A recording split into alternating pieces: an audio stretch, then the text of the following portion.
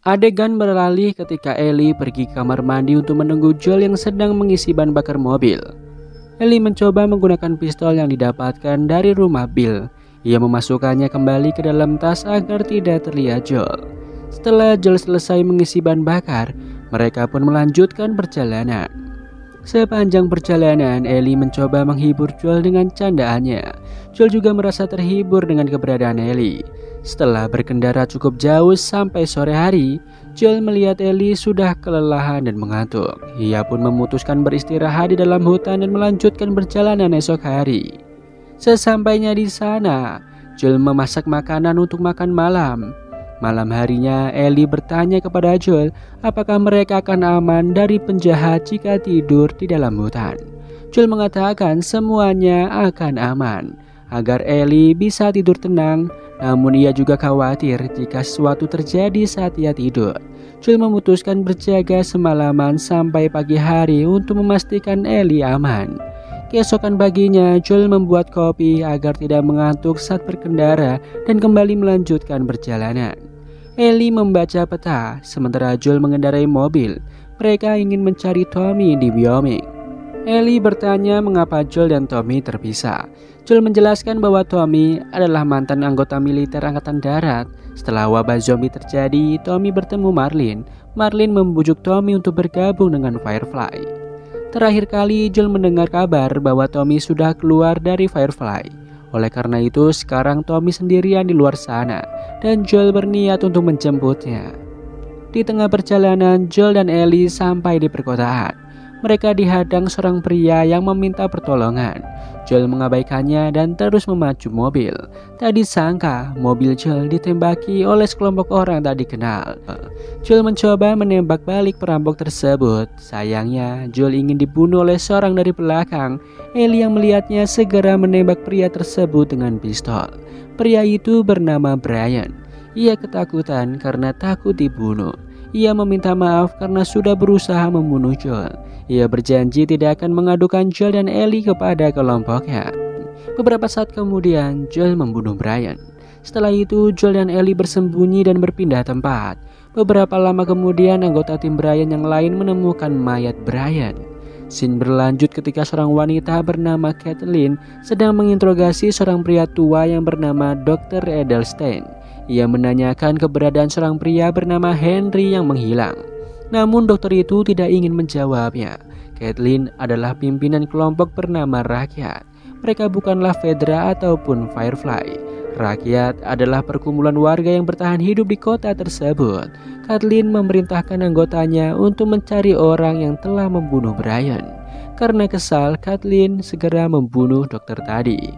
Joel dan Ellie mengamati pergerakan rakyat dari balik toko. Mereka berencana pergi ke gedung tinggi untuk bersembunyi. Joel mengatakan bahwa Ellie seharusnya tidak perlu menembak Brian karena ia masih anak-anak. Joel tidak ingin Ellie memiliki trauma masa kecil dan merasa bersalah karena sudah membunuh seseorang. Ellie mengatakan bahwa ia hanya ingin menyelamatkan Joel. Akhirnya Joel memutuskan untuk mengajari Ellie cara menggunakan pistol yang benar. Ellie merasa sangat senang karena sudah dipercaya menggunakan senjata. Kemudian mereka melanjutkan perjalanan ke gedung lainnya. Di sisi lain, Kathleen dan anggotanya sedang mencari dua orang bernama Henry dan Sam yang menghilang.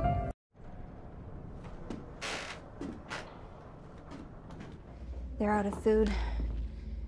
Henry won't let Sam starve. Fuck! Oh shit. Straighten up. I got you. Malam harinya, Joel dan Ellie sampai di lantai atas sebuah gedung. Mereka bermalam di sana. Joel membuat jebakan dengan pecahan kaca agar tidak ada orang lain yang menyelinap masuk saat mereka tidur. Saat ingin tidur, Ellie menghibur Joel dengan leluconnya. Mereka berdua tertawa lepas, melupakan sejenak masalah yang sedang terjadi. Saat sedang tertidur, tiba-tiba mereka ingin ditembak oleh dua orang tak dikenal. Scene kembali ke 11 hari yang lalu saat perkumpulan anggota rakyat sedang melakukan aksi pemberontakan menolak Fedra di wilayah Kansas City. Mereka membunuh militer Fedra dan mengadili kolaborator yang bekerja sama dengannya. Kathleen dan rekannya yang bernama Perry mengumpulkan anggota kolaborator di dalam sebuah ruangan. Kolaborator memberikan informasi mengenai pemberontakan yang dilakukan rakyat agar bisa mendapatkan barang-barang yang mereka butuhkan. Caitlin menanyakan keberadaan Henry dan Sam. Awalnya mereka tidak ingin menjawab, namun Caitlin mengancam akan membunuh mereka semua. Dengan terpaksa, satu orang memberikan informasi mengenai Henry. Ia mengatakan bahwa Henry dan Sam bersembunyi bersama Dr. Edelstein di suatu tempat. Saat mendapatkan informasi tersebut, Caitlin memerintahkan pasukannya untuk mencari Henry, Sam, dan Edelstein ke seluruh tempat. Ia juga memerintahkan agar seluruh kolaborator tadi dibunuh karena mereka adalah pengkhianat. Di sisi lain, Henry, Sam, dan Edelstein sudah menemukan tempat untuk bersembunyi. Henry telah menyiapkan beberapa kaleng makanan yang cukup untuk 3 orang dan hanya dapat digunakan untuk bertahan hidup selama 11 hari. Henry mencoba menenangkan Sam yang ketakutan. Sam adalah adik Henry. Ia memiliki gangguan pendengaran. Oleh karena itu, Henry dan Sam berkomunikasi melalui bahasa isyarat dan sebuah buku. Sam suka sekali menggambar. 10 hari berlalu, kini hanya tersisa 1 kaleng makanan lagi. Sam lapar dan ingin membukanya. Henry mengatakan harus menunggu sampai Edelstein kembali. Namun sampai malam hari, Edelstein tak kunjung kembali. Keesokan harinya, Henry membangunkan Sam. Ia mengatakan mungkin Edelstein sudah tewas dibunuh oleh Caitlin dan tidak mungkin kembali. Henry mengajak Sam pergi mencari makanan karena stok makanan mereka sudah habis. Saat ingin pergi, dari kejauhan Henry melihat Joel dan Ellie berhasil membunuh Brian. Oleh karena itu, Henry memiliki rencana baru. Malam hari, Henry dan Sam menyelinap masuk ke persembunyian Joel dan Ellie yang sedang tertidur. Henry memperkenalkan diri pada Joel. Ia adalah orang paling dicari di Kansas City. Ia mengajak Joel dan Ellie bekerja sama untuk melarikan diri. Joel dan Ellie berbagi makanan kepada Henry dan Sam yang kelaparan. Keesokan harinya, Henry menjelaskan tentang denah wilayah Kansas City pada Joel.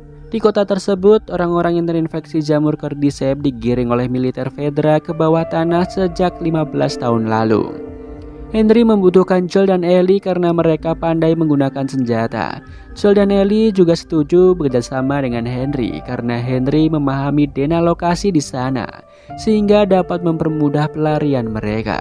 Kemudian mereka berempat mulai berjalan. Setelah berjalan cukup jauh, mereka beristirahat di ruang bawah tanah. Ellie terlihat sangat akrab dengan Sam. Henry mengatakan bahwa Sam menderita leukemia. Obat untuk menyembuhkannya hanya dimiliki oleh Fedra.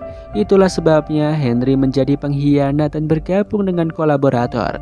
Ia pernah membunuh seorang pria yang sangat baik bernama Michael. Michael merupakan pimpinan anggota perlawanan di Kansas City bernama Rakyat, dan kakak kandungnya yaitu Caitlin. Henry memberikan Michael pada Fedra demi mendapatkan obat untuk Sam. Oleh sebab itu, Caitlin dan pasukan rakyat sangat marah dan ingin membunuh Henry. Sore harinya, Caitlin berdiam diri di kamar masa kecilnya. Beberapa saat kemudian, temannya yang bernama Perry datang. Perry merupakan kolonel militer rakyat. Caitlin menceritakan masa kecilnya bersama Michael. Menurutnya, Michael adalah orang yang sangat baik dan pemaaf. Bahkan saat terakhir kali Caitlin melihat Michael di dalam penjara, Michael meminta Caitlin untuk memaafkan perbuatan Henry. Namun sampai saat ini Caitlin tidak bisa melakukan itu. Perry juga mengatakan bahwa Michael adalah pimpinan yang luar biasa. Semua anggota rakyat sangat menyayanginya. Malam hari, Joel, Ellie, Henry, dan Sam kembali melanjutkan perjalanan dan berhasil keluar dari wilayah Kansas. Tiba-tiba terdengar suara tembakan dari atas gedung. Rupanya Caitlin juga telah memerintahkan seseorang untuk berjaga di pintu keluar Kansas. Mereka bersembunyi di balik mobil untuk menghindari tembakan. Joel memerintahkan Ellie, Henry, dan Sam tetap diam di balik mobil, sementara ia akan naik ke atas gedung untuk membunuh pelaku penembakan. Sesampainya di atas gedung, Joel melihat seorang pria tua bernama Anthony sedang memegang pistol. Ia meminta Anthony untuk berhenti menembak. Namun, ia menolak dan justru ingin menembak Joel. Dengan terpaksa, Joel menembaknya hingga tewas dan mengambil senjata miliknya. Tiba-tiba terdengar suara dari alat komunikasi. Caitlin mengatakan kepada Anthony bahwa ia dan pasukannya akan segera sampai. Joel berteriak kepada Henry dan Sam dan Ellie agar segera melarikan diri. Namun sayangnya Caitlin dan pasukan rakyat sudah lebih dulu sampai. Joel mencoba menembaki beberapa truk. Salah satu truk berhasil terkena tembakan dan menabrak sebuah rumah. Caitlin memerintahkan Henry keluar dari persembunyiannya. Henry berjanji akan menyerahkan diri jika Sam dan Ellie diselamatkan. Namun Caitlin menolak. Henry menyuruh Ellie membawa Sam pergi. Saat Caitlin ingin menembak Henry, tiba-tiba truk yang terbakar tadi masuk ke dalam sebuah lubang besar di bawah tanah. Tak disangka dari dalam lubang itu terdapat banyak sekali zombie yang berlari keluar. Itu adalah zombie yang digiring oleh Fedra ke bawah tanah 15 tahun yang lalu sehingga mereka menjadi sangat ganas. Pasukan Caitlin mencoba menembaki zombie namun mereka sangat kuat. Kesempatan itu membuat Henry, Sam, dan Ellie dapat melarikan diri. Di dalam lubang datang zombie yang sangat besar dan kuat. Perry menyuruh Caitlin melarikan diri. Zombie itu sangat kebal terhadap peluru hingga akhirnya Perry terbunuh. Di lain sisi, Henry dan Sam terjebak di bawah mobil. Ellie berusaha menyelamatkan mereka dengan menusuk para zombie dengan pisau. Joel segera turun dari gedung untuk membantu. Saat Henry, Sam, dan Ellie ingin melarikan diri, tiba-tiba Caitlin datang berniat untuk menembak Henry. Beruntung saja, salah satu zombie datang dan membunuh Caitlin. Joel, Ellie, Henry, dan Sam segera menjauh dari tempat tersebut dan beristirahat di salah satu rumah untuk melanjutkan perjalanannya esok hari. Ellie dan Sam berkomunikasi menggunakan buku. Sam bertanya kepada Ellie apakah ia pernah merasa takut. Ellie menjelaskan bahwa ia selalu merasa takut namun ia lebih takut jika akan berakhir sendirian. Sam mengatakan bahwa ia takut karena kakinya tergigit oleh zombie. Ellie terkejut dan segera mengambil pisau untuk melukai tangannya. Ia mengobati luka Sam dengan darah miliknya yang memiliki kekebalan terhadap infeksi jamur. Sam meminta Ellie untuk menjaganya sampai pagi hari. Mereka berpelukan dan saling menyayangi. Ellie menganggap Sam seperti adiknya sendiri. Keesokan paginya, Ellie terbangun dari tidurnya. Ia menghampiri Sam yang sedang duduk menatap jendela. Tiba-tiba Sam menolak dan langsung menyerang Ellie seperti zombie. Rupanya darah Ellie tidak dapat mengobati Sam. Karena panik, Henry menembak Sam. Ia tak menduga jika itu adalah adiknya. Ia menangis dan bunuh diri dengan menembakkan pistol di kepalanya hingga tewas. Joel dan Ellie bersedih dan segera menguburkan jasad Henry dan Sam di halaman rumah. Akhirnya mereka melanjutkan perjalanan selanjutnya dengan berjalan kaki. Setelah mengembara selama 3 bulan, Joel dan Ellie sampai di sebuah rumah di tengah es yang berisi pasangan tua. Joel menanyakan informasi mengenai jalan menuju barat. Kakek itu menjelaskan bahwa Joel harus memutar ke arah timur supaya aman dan jangan melintasi sungai kematian yang ada di barat karena cukup berbahaya. Setelah mendapatkan informasi tersebut, mereka segera melanjutkan perjalanan. Ellie mencuri salah satu kelinci buruan milik kakek yang tergantung di depan pintu. Saat ingin berjalan, tiba-tiba jantung Joel terasa sakit.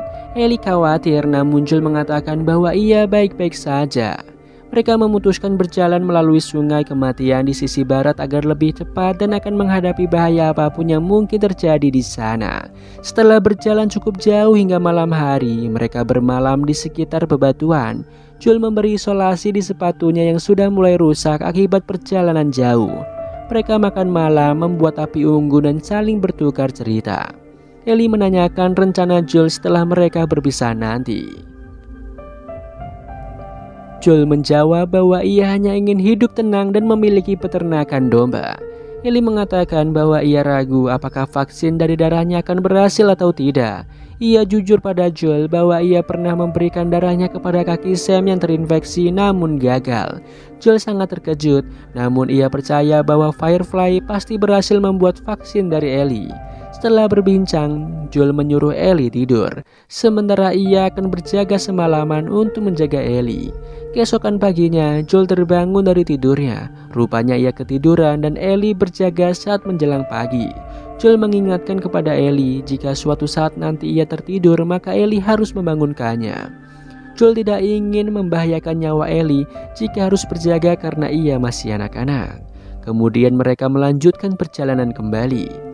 Sesampainya di sungai kematian, mereka dihadang oleh sekelompok orang berkuda. Joel dan Ellie diperiksa oleh anjing pelacak. Jika mencium bau orang yang terinfeksi, maka anjing akan menggigit dan mencabik-cabiknya.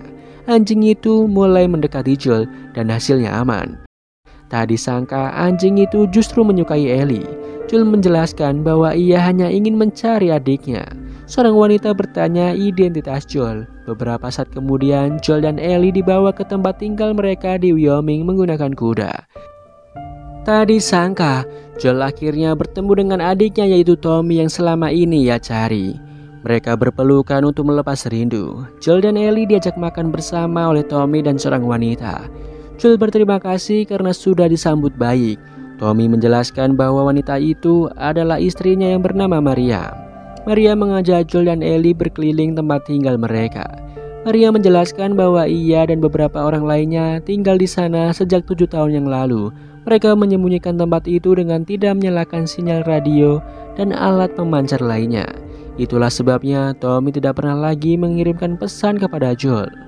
Di tempat itu juga terdapat beberapa fasilitas yang sangat lengkap mulai dari sekolah, rumah ibadah, peternakan, perkebunan, bioskop, dan lainnya. Keadaannya benar-benar sempurna layaknya kota impian. Tommy berterima kasih kepada Joel karena masih peduli padanya. Joel menjelaskan bahwa ia hanya ingin membawa Ellie ke markas Firefly. Tommy menjelaskan untuk sampai di sana sangatlah berbahaya karena banyak orang terinfeksi dan juga perampok. Oleh karena itu, Joel mengajak Tommy untuk membantunya mengantar Ellie ke sana karena Tommy lebih pandai dalam menembak. Namun Tommy menolak karena istrinya sedang hamil dan akan segera melahirkan. Tommy menjelaskan bahwa ia diselamatkan oleh Maria dan timnya saat keluar dari Firefly. Menurutnya, Maria dan timnya adalah orang yang baik dan sangat menjaga tempat tersebut dari dunia luar. Mendengar ucapan Tommy, Joel sangat kecewa. Ia merasa usahanya selama ini untuk mencari Tommy sia-sia. Ia marah dan pergi meninggalkan Tommy. Ia berencana untuk pergi besok pagi. Saat berjalan keluar, Joel kembali merasakan sakit pada jantungnya dan berhalusinasi melihat Sarah, putrinya yang telah tewas. Di sisi lain, Ellie diberikan sebuah kamar yang sangat indah oleh Maria. Maria mempersilahkan Ellie untuk membersihkan diri. Ellie diundang ke rumah Maria dan diberikan sebuah jaket baru. Maria juga memotong rambut Ellie yang berantakan. Ia terlihat sangat menyayangi Ellie. Maria menjelaskan bahwa sebelumnya ia adalah seorang jaksa. Ia dan Tommy pernah kehilangan seorang anak bernama Kevin. Oleh karena itu mereka sangat berhati-hati dalam kelahiran bayinya kali ini. Ia juga menjelaskan bahwa Joel memiliki seorang anak bernama Sarah. Ellie terkejut karena Joel sama sekali tidak pernah menceritakan hal itu kepadanya. Kemudian Maria mengajak Ellie menonton bioskop. Di sana Maria dan Tommy berbincang sebentar. Di sisi lain, Joel sedang berusaha memperbaiki sepatunya yang rusak. Beberapa saat kemudian Tommy datang dan memberikan sepatu baru untuknya. Ia juga meminta maaf kepada Joel atas perkataannya siang tadi. Tommy menjelaskan bahwa markas Firefly terletak di Universitas Colorado yang dapat ditembus selama seminggu dengan berkuda. Ia pernah mengirim beberapa anggotanya ke sana dan semuanya kembali dengan selamat. Akhirnya Joel menjelaskan keunikan tentang Ellie yang kebal terhadap infeksi, sehingga Ellie merupakan orang penting dan sangat dinantikan oleh anggota Firefly. Di sisi lain, Ellie keluar dari bioskop dan mencari Joel. Ia khawatir Joel akan meninggalkannya setelah menemukan Tommy. Joel menjelaskan bahwa Ellie seringkali menyelamatkan nyawanya meskipun usianya baru 14 tahun. Namun beberapa kali Joel merasa takut ketika ingin menyelamatkan Ellie. Misalnya ketika Ellie ingin diserang Sam dan anjing pelacak milik Maria. Jantung Joel juga sering berhenti jika ia merasa takut, mungkin karena usianya sudah tak lagi muda. Ia sering bermimpi mengecewakan Ellie dalam tidurnya. Ia meminta Tommy untuk membawa Ellie ke markas Firefly karena Tommy lebih muda dan kuat. Joel ingin Tommy merahasiakan hal itu kepada siapapun, termasuk Maria. Ia khawatir jika Maria dan timnya mengetahui Ellie terinfeksi, mereka akan menembaknya. Setelah berbicara dengan Tommy, Joel mengunjungi kamar Ellie. Sesampainya di sana, Ellie sedang duduk membaca buku. Tak disangka ia sudah mendengar pembicaraan Joel dan Tommy. Ellie sangat kecewa kepada Joel karena Joel meninggalkannya dan meminta Tommy untuk mengantarkannya ke markas Firefly. Ellie mengatakan bahwa ia tidak memiliki siapapun dan hanya memiliki Joel saat ini. Meskipun Joel bukanlah ayah kandungnya, ia sudah menganggap Joel seperti pelindung, dan Joel mengatakan Ellie akan lebih aman jika bersama Tommy. Namun Ellie justru merasa takut jika pergi bersama Tommy karena ia belum mengenalnya dengan baik. Joel tetap bersikeras untuk menitipkan Ellie kepada Tommy. Setelah itu Joel pergi ke kamarnya untuk beristirahat. Tiba-tiba ia teringat kenangan bersama Sarah. Keesokan paginya, Tommy datang ke kamar Ellie. Ia menepati janjinya kepada Joel untuk mengantarkan Ellie ke markas Firefly. Saat ingin mengambil kuda di kandang, mereka melihat Joel sudah berada di sana.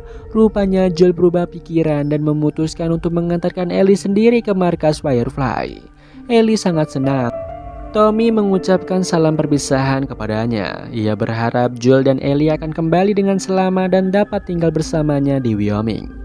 Kemudian Joel dan Ellie melanjutkan perjalanan dengan berkuda.